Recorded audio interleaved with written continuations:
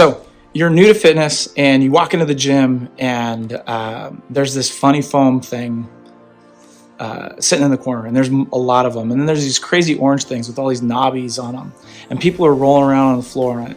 And you look at them and you're like, what in the world are you doing?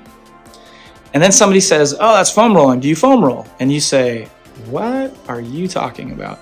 And you turn around and you walk out and you go get on a cable machine.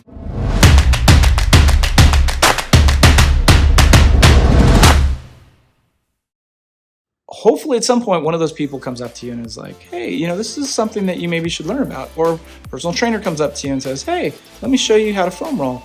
And for a lot of us, it's outside of anything that we care to do, and it's outside of anything that we know to do. And so we just say, it's okay, I can take care of myself. So fast forward to, why do we need to foam roll? If you think about it, there are so many things that you can do that are self-massage. Foam rolling can do a couple of different things. It's called self-myofascial release. And the fascia, if you think about it, your entire body is wrapped. A good example is when you get chicken from the deli, and like a chicken breast, and it has that white film over it. That white film is something that back in the day they would just cut it and they'd peel it off and they'd throw it away when they did cadaver work, when they're studying the body. And then they realized at some point that actually adds a tensile strength to the whole structure. It's rigid. It creates a rigidity in the live person, and our entire body, all of our muscle is wrapped in fascia. So what happens is you can build up tension in the fascia, and by foam rolling, putting pressure on areas that are problematic in the fascia, you can create a release that takes away the pain, that takes away the knotting in that area. You can also do a massage to an area of a muscle and get relief from that knotted up area in the muscle. So there are a couple of different things that foam rolling can improve. But there are a couple areas of the body that are so easy to see this response. And one of the areas of that is the calf. So you'll see runners at the end of a marathon and everyone's in the tent afterwards, and there's all the foam rollers.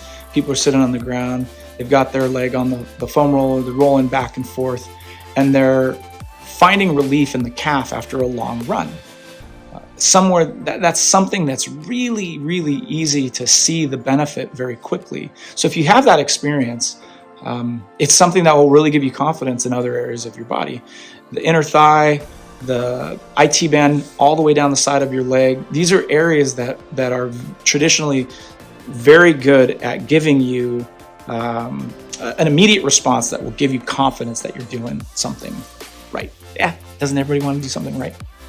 So when it comes to the butt, in a previous video, I talked about how if you have lower back pain, there's a high likelihood that it could be related to the tendon or the tissue of the glute.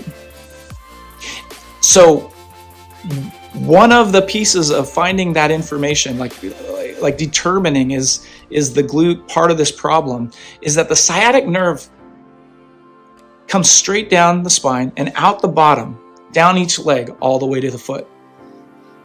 And where it comes through the hip, there's a little muscle,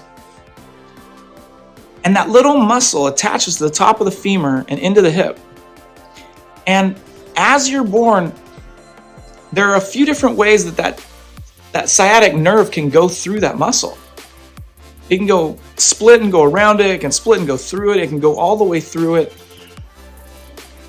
And I'm not sitting here and understanding completely the science related to the pain transfer between the sciatic and the piriformis, but I'll tell you, that little tiny muscle gets beat up.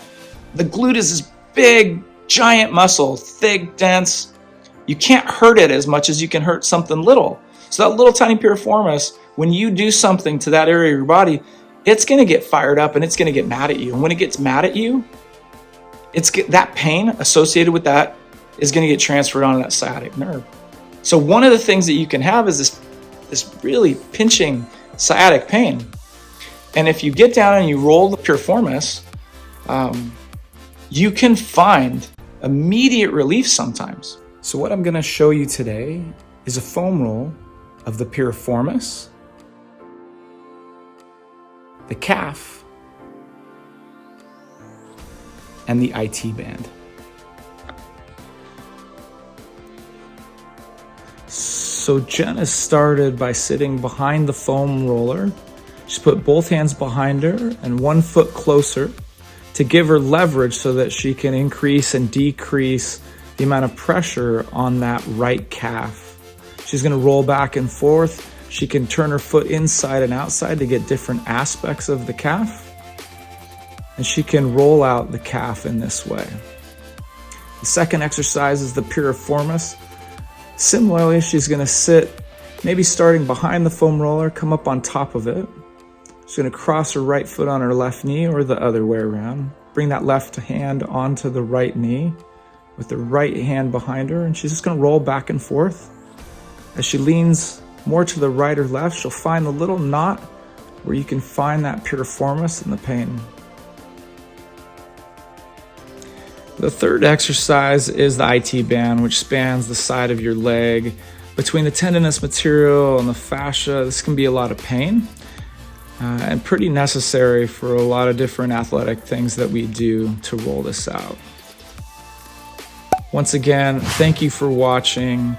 Like and subscribe, and I look forward to the next video.